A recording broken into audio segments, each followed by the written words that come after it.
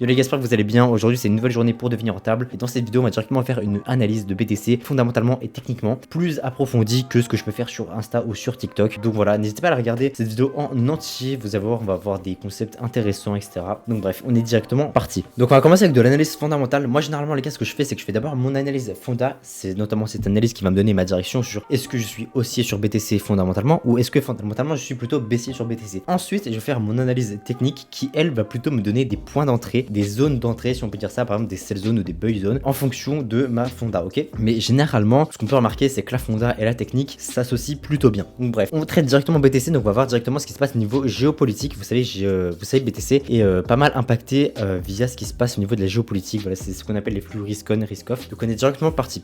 Donc juste ici, les gars, je vous ai mis tout ce qui s'est passé, les news géopolitiques, donc début de semaine, et je vous ai fait également une petite update. Merde, bah c'était là, du coup, update. Voilà, donc là, les gars, je vous fais directement une. J'avais mis update, je sais pas pourquoi ça s'est enlevé. Donc là c'est l'update, donc ça c'est ce qui s'est passé ce week-end. Je tourne la vidéo actuellement, il est samedi, mais vu que vendredi c'était férié, bref voilà. Donc là à partir de vendredi c'est ce qui s'est passé ici. Donc au début de semaine on a directement vu Donald Trump qui suspend certaines opérations militaires navales, notamment le projet Freedom. Donc le projet Freedom les gars c'est quoi? C'est simplement le projet qui consistait à escorter des navires dans le détroit d'Ormuz afin de faire circuler le pétrole dans le monde quoi. Il laisse entendre également qu'un accord pourrait être signé dans les prochains jours, semaines, en évoquant également une réouverture du détroit d'Ormuz, mais d'un autre côté il menace l'Iran d'une reprise des bombardements bien plus élevés et intenses qu'auparavant, s'il ne respecte pas les termes déjà convenus. Excusez-moi. Qu'est-ce qu'on voit? On voit que Trump, il est plutôt optimiste, il vise une réouverture du détroit d'Ormuz en arrêtant également les opérations militaires style projet Freedom, mais d'un autre côté, il menace directement l'Iran d'avoir des bombardements bien plus élevés et bien plus intenses qu'auparavant, donc c'est vraiment bizarre en fait. Il veut trouver un accord, mais d'un autre côté, il menace. Bref. D'un autre côté, Israël indique qu'il ne serait pas informé des discussions avancées et se préparait plutôt à une escalade militaire. Comme vous le savez, dans cette guerre Iran-US, on a directement un allié des US qui est Israël. Et là, Israël, ils sont même pas au courant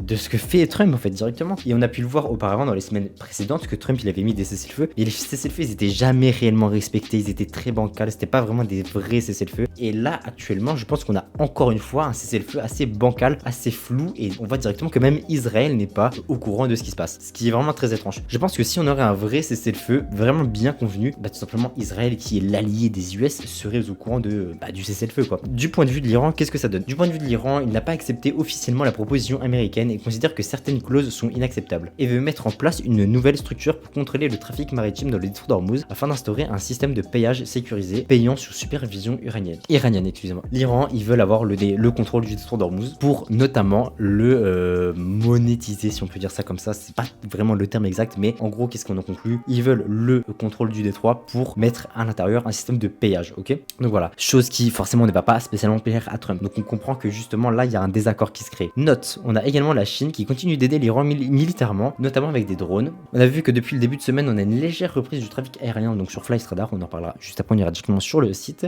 Mais on ne voit toujours pas une reprise du trafic maritime. Donc c'est plutôt le trafic maritime qui est plus important. Pourquoi? Parce que le trafic maritime, c'est directement le pétrole, on va dire. Update, voilà. Donc ça c'était ce qui s'est passé le début de semaine. On a eu quand même pas mal d'updates depuis ce début de semaine et je vais vous en parler dès maintenant. Donc on a directement l'Iran qui impose une nouvelle règle aux navires souhaitant traverser le détroit d'Ormuz. Donc comme on l'a vu auparavant, l'Iran ils veulent vraiment avoir le contrôle sur le détroit pour le monétiser. Bon, monétiser c'est pas vraiment le terme exact, mais vous avez compris. Et donc là directement on a l'Iran qui souhaite mettre une nouvelle règle en place. On a également le ministre iranien des Affaires étrangères qui dit que la proposition des États-Unis qu'on a vu en début de semaine et concernant le détroit d'Ormuz est unilatérale et provocatrice. Donc là directement quand on voit ce genre de news, on sait directement que ça a été très compliqué d'avoir un vrai accord entre les deux pays. Concernant le passage des navires dans le détroit, l'armée américaine aurait attaqué un pétrolier iranien. Suite à cela, des missiles iraniens auraient touché des navires américains dans le détroit d'Ormuz. Et suite à ces frappes, Donald Trump y réagit en disant que les frappes de ce soir sur l'Iran sont qu'une petite tape d'amour et le cessez-le-feu est en cours, il est toujours en vigueur. Bon, qu'est-ce qu'on comprend? On comprend que concrètement, il n'y a pas d'accord qui est fait. Le détroit d'Ormuz est toujours bloqué. Ça commence à de nouveau, on a vu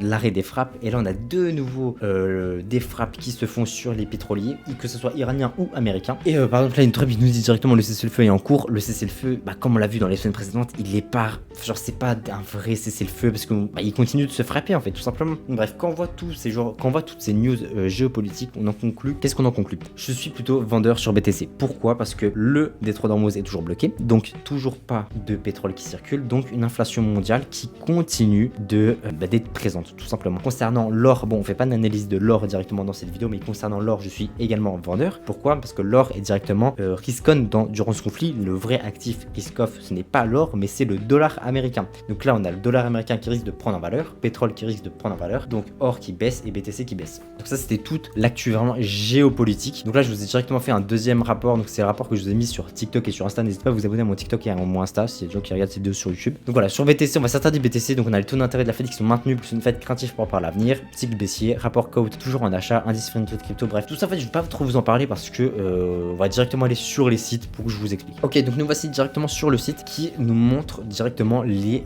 cycles de BTC. Bull market, bear market, bull run, etc. Ok, donc juste ici on a les différents cycles. Donc RA1 c'est le cycle 1, RA2 c'est le cycle 2, RA3 le 3, bref vous avez compris. Ok, RA1 on l'enlève. Pourquoi on l'enlève? Parce que c'était vraiment le tout premier bull run on va dire de bull run bear market, bull run bull market, excusez-moi, wow, je me perds un petit peu, de BTC et il n'est pas vraiment représentatif des prochains. Pourquoi? Parce que c'est le tout premier, la market cap était très faible, donc généralement on l'enlève. Moi c'est ce que je fais pareil. Et donc on va s'attarder directement sur le RA5 qui est le cycle où on est actuellement. Ok, juste ici on a les anciens et il faut savoir que Bitcoin est un actif qui est cyclique et qui respecte très bien, qui est fortement corrélé à ses anciens cycles. Comme vous pouvez le voir, voilà, par exemple là, on voit directement que les cycles sont haussiers, et ben on voit que tous les cycles sont haussiers, ok. Là c'est baissier, tous les cycles sont baissiers, ok, vous voyez, là c'est haussier, les cycles sont haussiers, là c'est baissier, vous avez compris, ok. Là, à partir de là, on voit qu'on est baissier sur le deuxième, là on est baissier sur le troisième, là on est baissier sur le quatrième. En fait, on voit que les cycles se corrèlent ensemble, ok. Alors il y en a qui vont dire que oui, Bitcoin n'est plus réellement cyclique depuis l'arrivée des ETF, depuis l'arrivée des pays, depuis l'arrivée des institutions, etc.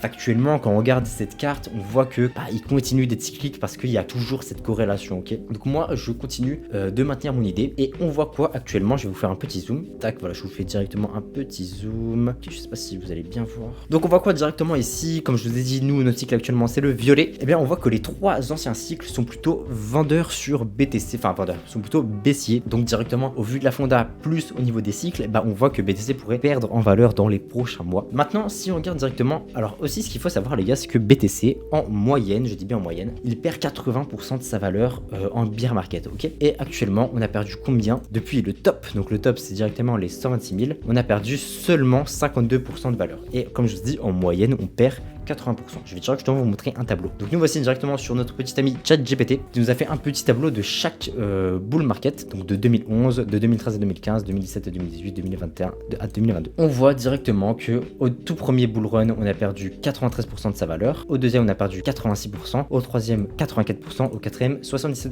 Donc comme je vous ai dit, en moyenne, on perd 80%. Mais on remarque quand même quelque chose, c'est que plus le temps passe et moins BTC perd. Comme vous avez vu au début, c'était 93%. Après c'était 86, après 84 et maintenant 77. Donc là on pourrait s'attendre à quelque chose d'environ au moins dans les 70 minimum. Enfin minimum, pas une valeur sûre mais on pourrait s'attendre à quelque chose dans les 70, ok. Et donc comme je vous l'ai dit, actuellement on a seulement perdu 50%.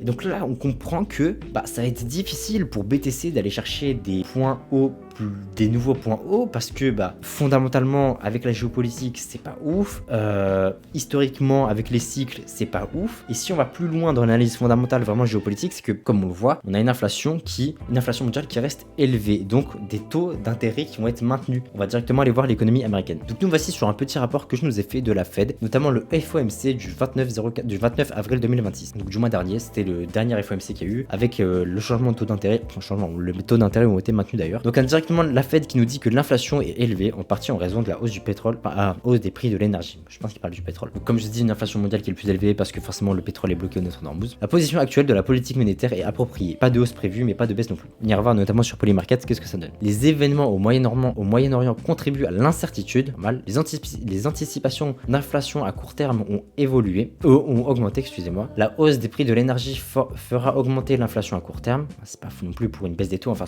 vous savez, plus on a une inflation qui est haute, moins on va voir des taux bas, c'est logique. Jérôme Powell restera en tant que gouverneur pendant un certain temps après le 15 mai. La flambée de l'énergie n'a même pas encore atteint son pic. Donc là on a la Fed quand même, ça c'est intéressant ce qu'ils disent. La Fed, donc la banque centrale américaine, qui est quand même une très grosse banque centrale, nous dit que selon eux, la flambée de l'énergie n'a même pas encore atteint son pic. Donc ça c'est vraiment pas ouf pour directement une baisse des taux. Nous nous attendons à ce que l'inflation liée aux tarifs douaniers recule au cours des 2 prochains trimestres, ce qui Ce qui se passera dans les 30 à 60 prochains jours pourrait changer le cours des choses. Les effets du pétrole sur les États-Unis sont moindres que sur l'Europe et l'Asie. Si cela dure beaucoup plus longtemps, nous le ressentirons beaucoup plus et l'indépendance de la Fed est menacée. Qu'est-ce qu'on en conclut? On en conclut que le fait que le détroit d'Ormuz soit bloqué crée une inflation mondiale et que cette inflation mondiale empêche la Fed de baisser ses taux.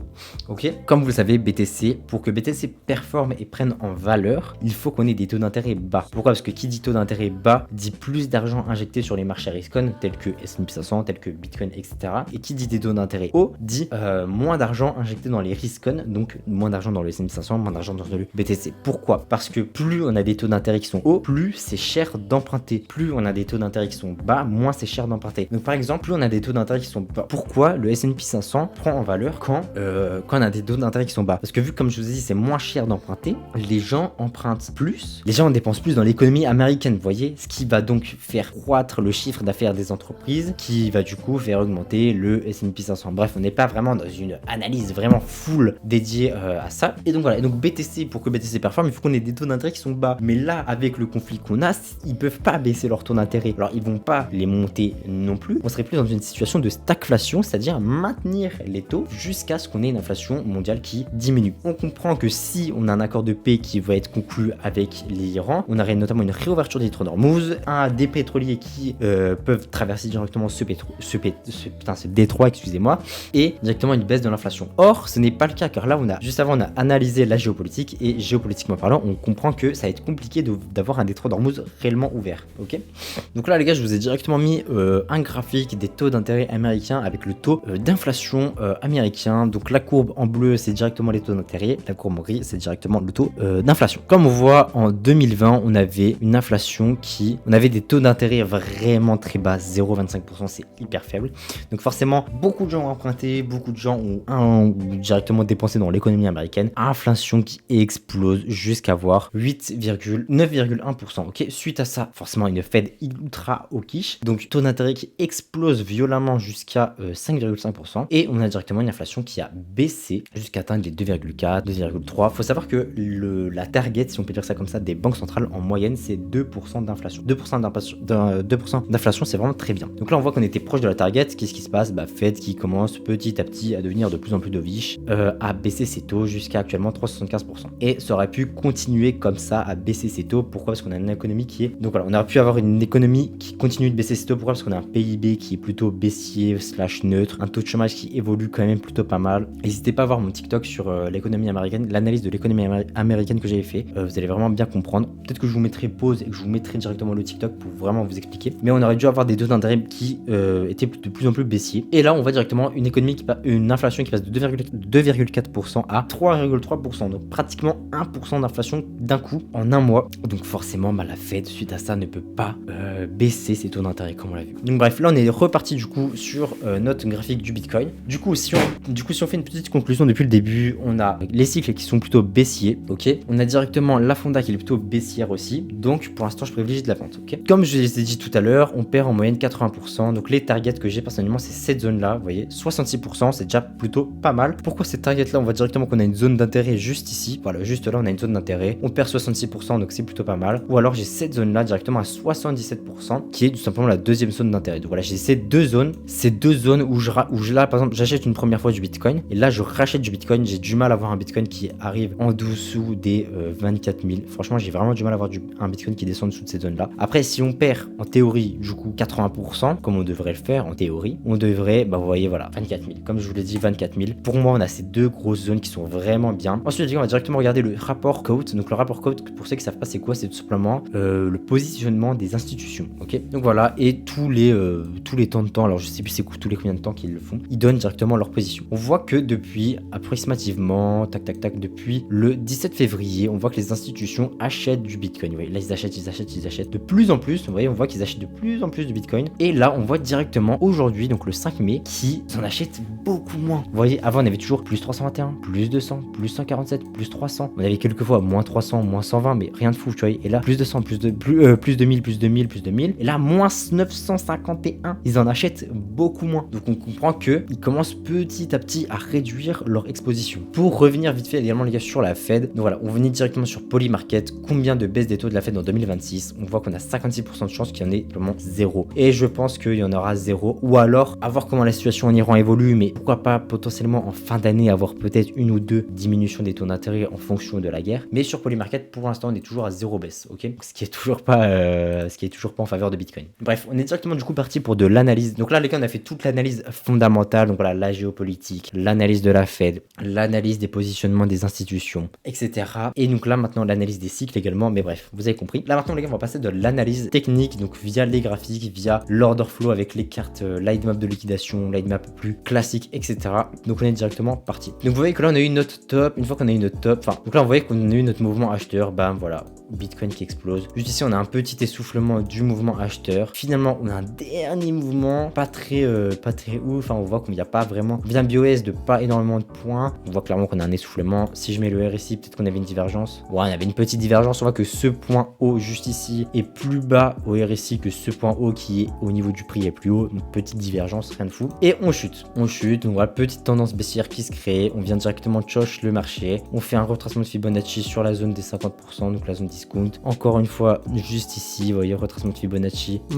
Pas tellement. Si je le mets vraiment bien. Ouais, pas tellement, mais t'es proche de la zone discount sur ce FVG également en daily. Ensuite, on continue notre baisse. On retrace juste jusqu'à cette zone juste ici et on commence à faire une petite tendance haussière. Notamment, on pourrait pourquoi pas parler de pattern. Je vous mettrai un exemple juste ici. Le pattern du drapeau bearish, chose que je vous ai parlé dans une analyse graphique de Bitcoin. On vient directement retracer dans notre petite zone OTE avec ce fair value gap juste ici et on vient directement donc on vient directement retracer dans la zone OTE, le fair value gap en daily. On arrive sur une zone de surachat sur le RSI et on repart directement sur de la baisse. Et maintenant, on en est actuellement juste là. Donc comme vous voulez voir, on a un pattern qui est très similaire à celui qu'on a eu juste ici, c'est-à-dire une forte baisse, un drapeau haussier, une forte baisse, un drapeau haussier. Donc on a par exemple ces targets juste ici à venir chercher, on pourrait s'attendre à de la baisse. J'ai quoi comme zone? Je vais directement mettre mon petit retracement de Fibonacci, donc ce point haut jusqu'à mon point bas, donc tac tac tac comme ceci, voilà nickel. On voit qu'on est directement dans notre zone discount, donc ça pourrait être potentiellement une bonne zone d'achat. Moi j'attends quand même des zones beaucoup plus hautes. Pourquoi? Parce qu'on a un sacré mouvement acheteur quand même, et j'attends pourquoi pas un retracement dans cette zone là. Pourquoi?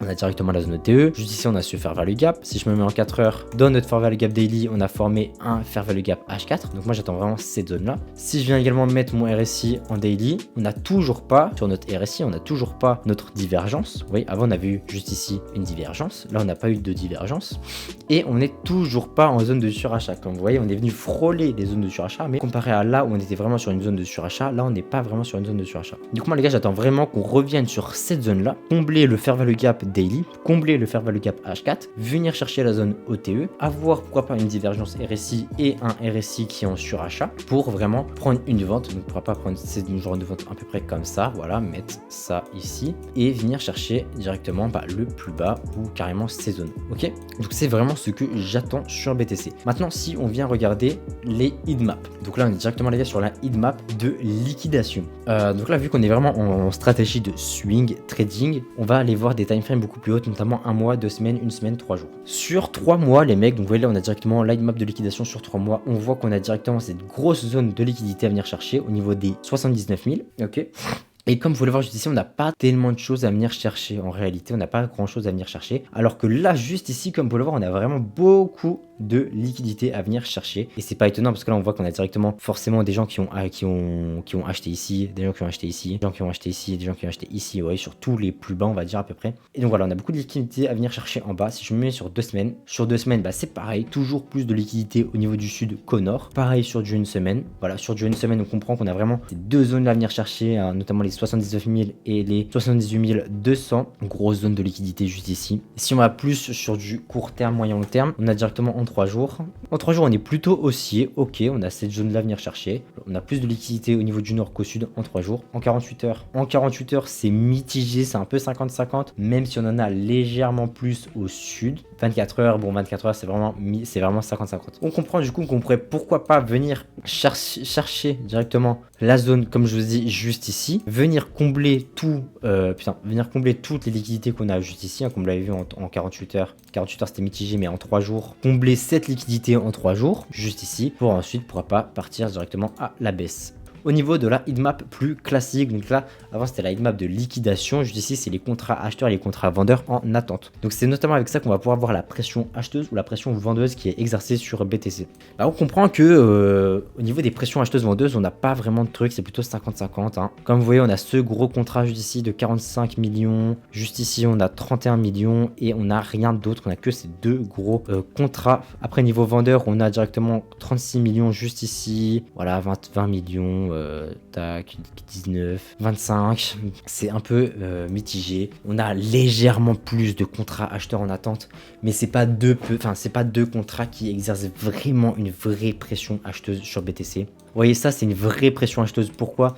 On voit qu'on n'a pas énormément de contrats vendeurs en attente. On voit qu'on a des gros murs. Moi j'appelle ça des murs. On a vraiment un mur de contrats acheteurs, quoi. Vous voyez, regardez là, juste ici.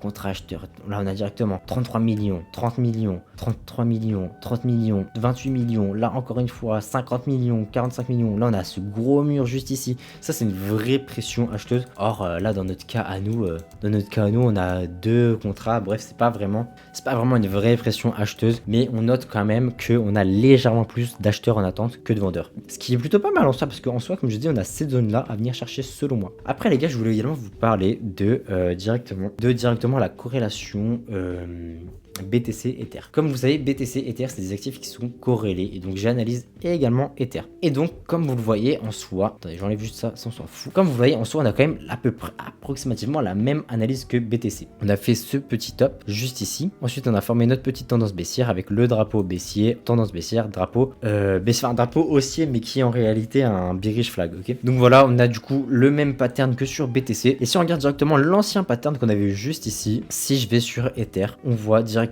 qu'on a eu une divergence RSI. Donc vous voyez, tac, tac, tac, tac, tac. On fait un plus haut juste ici au niveau du prix. Attendez, je vous mets la flèche. Voilà, juste ici, on fait un plus haut au prix. Au RSI, on arrive sur cette zone proche de la zone de survente. On fait un nouveau plus haut qui est plus bas que celui-là. Donc on forme directement une divergence. Hein. Juste ici, haussier, alors qu'au RSI, baissier. Et donc, suite à cette divergence, Ether baissier et BTC également baissier. Donc moi, vraiment, la confluence que j'attends vraiment pour prendre une belle vente en swing, c'est un BTC qui arrive sur cette zone là, qui forme soit une divergence au RSI, soit simplement une survente au RSI. Sur Ether, pourquoi pas revenir sur des zones plus hautes telles que cette zone. Donc pourquoi cette zone? Parce qu'on vient directement combler un fair value gap en daily, et si je mets en H4, on vient combler ce gros FVG en H4 et on vient également sur la trendline. Ok. Et ce que j'attends, c'est également une divergence au RSI au niveau de Ether. Donc vraiment arriver sur cette zone, avoir une divergence RSI, et donc là je pourrais prendre une belle vente en swing. Donc, comme dit, moi ce que j'attends les gars pour conclure, c'est cette vente là. Également ce que j'aimerais voir, c'est directement sur l'indice Fear and Greed de la crypto. Donc là on est sur CoinMarketCap. Pourquoi pas revenir sur des zones de cupidité? Comme vous le savez, les zones de cupidité c'est des bonnes, enfin tout ce qui va être peur extrême, peur, c'est des bonnes zones d'achat en swing. Tout ce qui va être cupidité extrême, c'est des bonnes zones de vente en swing. Donc moi j'attends vraiment, pourquoi pas revenir sur cette zone de cupidité pour quand on est là revendre du coup du BTC. Donc là pour conclure les gars, on comprend qu'on a directement cette belle zone à vendre en swing. Donc bref les gars, comme vous l'avez vu, on a cette zone de vente à venir chercher. Mais qu'est-ce qu'on peut faire pour par exemple la semaine prochaine, donc sur du court terme, moyen, long terme, prendre des trades? Bah c'est directement prendre des achats. Merde, putain, excusez-moi. Donc c'est directement de prendre des achats pour venir chercher cette zone là et ensuite vendre cette zone pour continuer notre tendance en time frame. Ok. Donc bref, au niveau des zones d'achat, qu'est-ce qu'on a? J'ai deux zones qui me viennent en tête, les mecs, honnêtement. C'est pas des zones de ouf, mais bon. On a directement cette zone-là. Pourquoi? Parce que comme vous voyez venu, on est venu faire résistance juste ici, résistance, résistance. Résistance qui est ensuite devenue support. On a également notre VAA, notre VAL sur le mois de mai et notre VH sur le mois d'avril, juste ici. Donc pourquoi pas, ces données potentiellement intéressantes. Après, à voir ce que ça donne une fois qu'on y est. Au niveau order flow, est-ce qu'on a des acheteurs au carnet de vente qui se positionnent ou pas? Et sinon, j'ai cette petite zone. Donc cette petite zone, on viendrait directement revenir sur le POC du mois d'avril et sur le VWAP des 30 derniers jours. Après, honnêtement, c'est pas des zones que je trouve vraiment très très folles. Hein. C'est des zones, voilà, c'est des zones, des hypothèses que j'ai pour prendre des achats sur BTC. Moi, vraiment, la vraie zone que j'attends, c'est directement cette vente juste ici. Donc voilà les gars, désolé si dans cette vidéo je me suis un peu perdu, si je me suis un peu emmêlé, que je suis parti un peu dans tous les sens, j'essaierai de rattraper ça au montage. En tout cas, c'était ma vision sur BTC, que ce soit techniquement ou fondamentalement, j'espère que vous l'avez compris. Je sais pas si vous avez la même vision que moi ou pas, n'hésitez pas à le dire en commentaire. Et si tu veux voir comment je vais devenir rentable en trading, abonne-toi.